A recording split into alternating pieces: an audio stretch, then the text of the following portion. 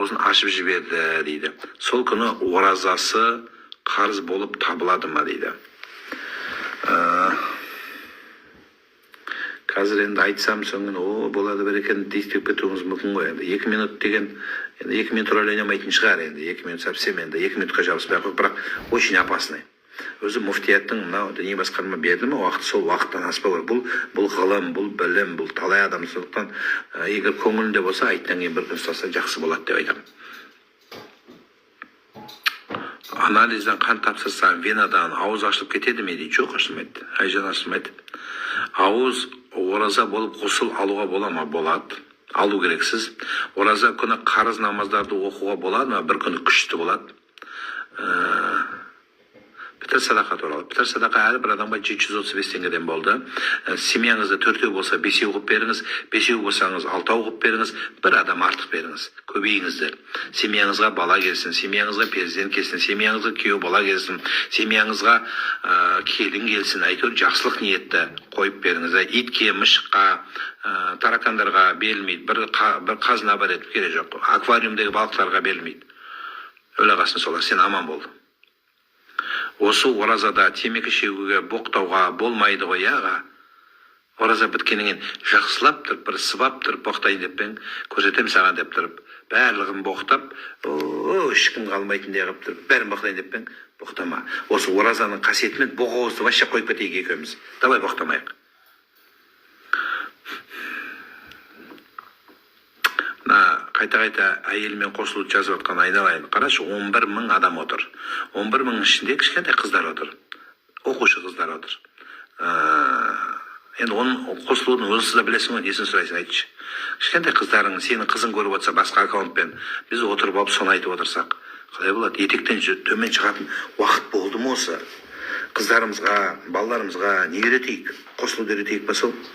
Саған әке-шешең үйретті ма былай қосыласың деп? Өзің ақ тауып алған шығарсың қалай не істейтініңді. Сол сияқты не керегі бар бұндай сөзің? Сұрадың, айта салармын мен, бірақ сәл жақсы емес алтын қой.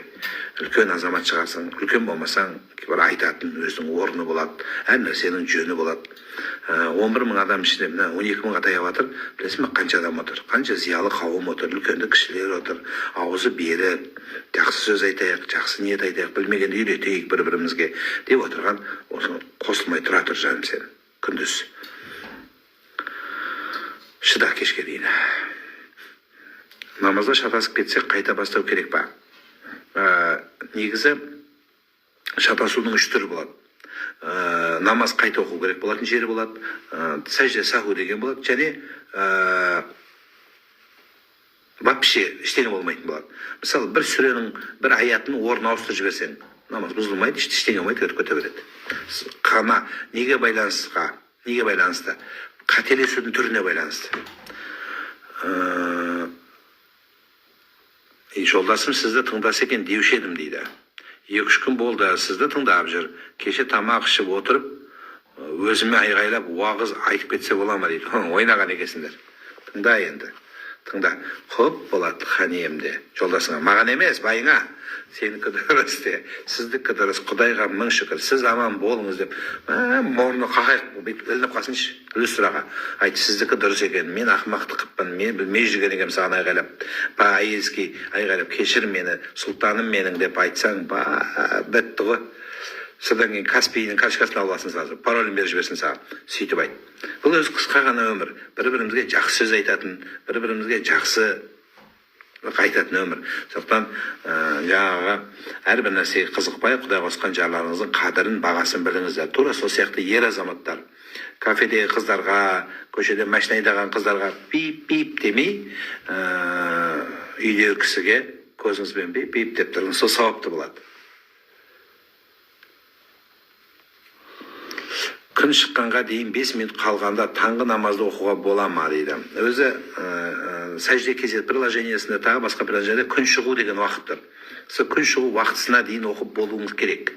Бірақ намазды кешіктіріп оқыған жақсы емес, кірген әр нәрсенің өзінің уақытысымен болған дұрыс. Бірақ егер 5 минут, 6 минуттер уақыт болса күн шығуға оқып алсаңыз болады. Ол сәтте сіз сүннет емес, тезірек парызын оқи беріңіз. 14 O жастағы балалам ораза ұстаған, манту салған пәленкеге. Енді манту дискантесі бар екен, салынатын. Салуға бола ма дейді. Болады. Ертерек ауыз бекітіп ұйықтай беруге бола ма? Басымды қатырмай, сен тыңдатпай, нервімді ауыртпай ұйықтай берсем бола ма? Болады, жатып болады. Жатып алып көрсе бола ма мені? Болады. Телефон бетіне түсіп кетпесін тоқа. Бетей отырып, телефон бетіне бұлш етіп түсіп, көгеріп қалмасын. Болады. Еще бәріміз кішкентай телефон алмай, мынандай кірпіш алып алғасын, бетін жарады. Отбасымызбен былтырдан қараймыз. Рахмет сізге. Алла разы болсын. Ғұмырыңыз баршамыз ұзақ болайық. Өмір сүрейік, Алла разы болсын. Намаз оқуға көзім жетпейді. Соған байланысты намазды қате оқып қойға қорқам. Не істеймін? Қате оқи бер.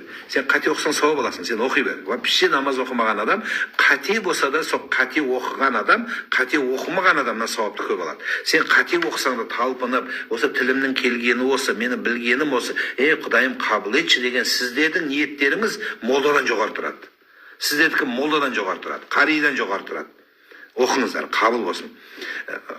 Жас баланың қызығы тілі толық шыққанша, ас тамақтың қызығы ішке барып бұққанша, тағысы бар енді. Сол деп айтқандай бабаларымыз, баланың нағыз тілі шыққан кезі, тілі шықпай жатқан кезі, сіздің намазға жаңадан тұрып келе жатқан кезіңіз. Жаңадан бастап тұрып оқып жатсыз ба, қабыл болсын, соған бекем қылыңыз. Сәресіні оянбай ұстаса болады ма? Тасахару фаинну сухуру барака.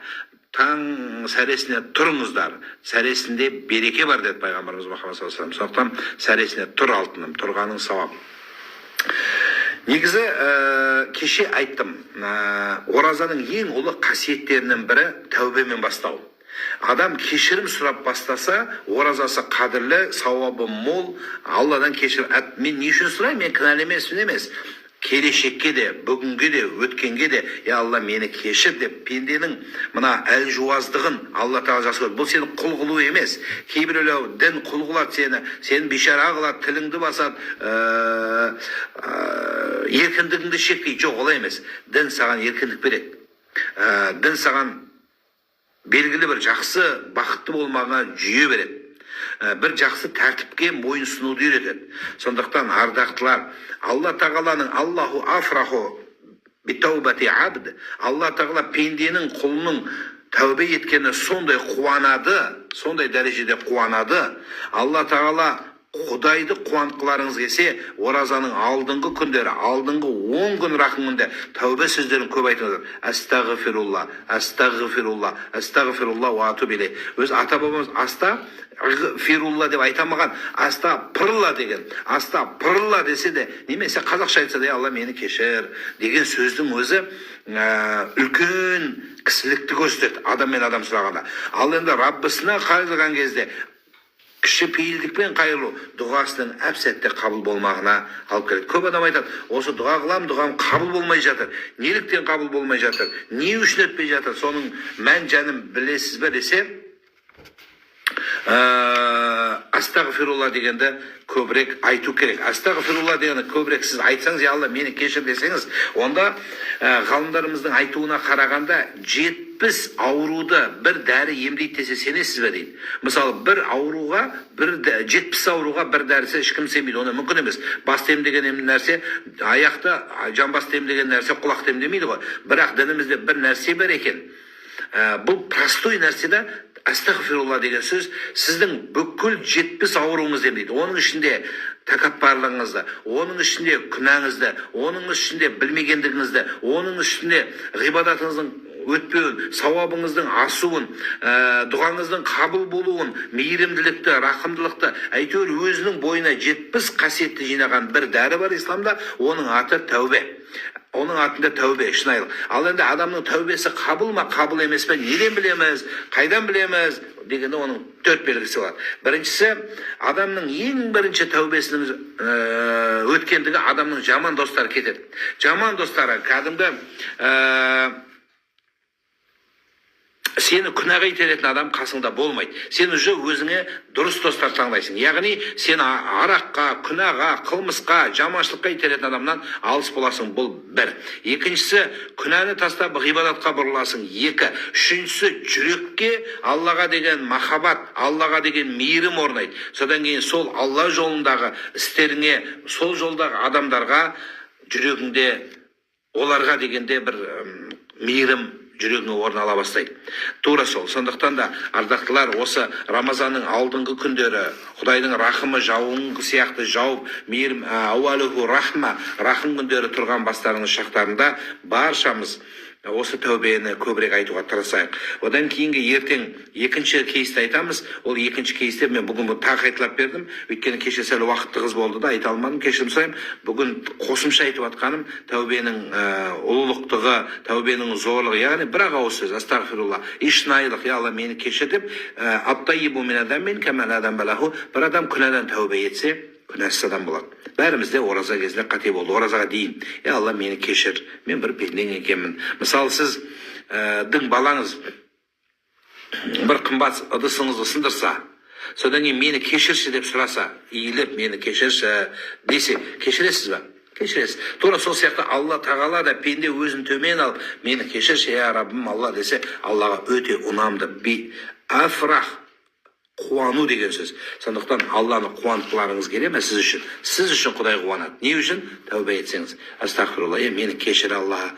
Біз ана өсекті айтып алып, астағфирулла. Ол емес. Ана боқтап алып, астағфирулла деген өтпейді. Тәубе. Кейбір адамдар тәубе мен шүкірді ажыратамайды. Ол шүкірді ертеңдер айтарымыз бұйырса, екеуі бір-біріне жақын. Сондықтан кейбір адамдар осы түсіндірме ретінде тәубе дегенде, истиғфар дегенде, сол көп адам білмейді екен. Тауба ол өткен нәрсеге айтылады көбінесе, истиғфар болашақтағы нәрселерге. Я Алла, мені кешір деп кешірім сұрау. Яғни ұят пен арды ажыратқан сияқты дүние ғой. Сондықтан аман болыңыздар, сау болыңыздар, оразаларыңыз қабыл болсын, дендеріңіз сау болсын. Сағат 10-нан 10 минут өткенде Қазақ радиосынан эфирі бар. Осы жерде де тікелей қосыламын. Көріңіздер. Күнде кешке 5:30-да тікелей эфирдемін. Жібек жолы телеарнасымен бірге болыңыздар. Ассаламу алейкум ва рахматуллахи ва баракатух. Қабыл болсын ағайын қазақ елі.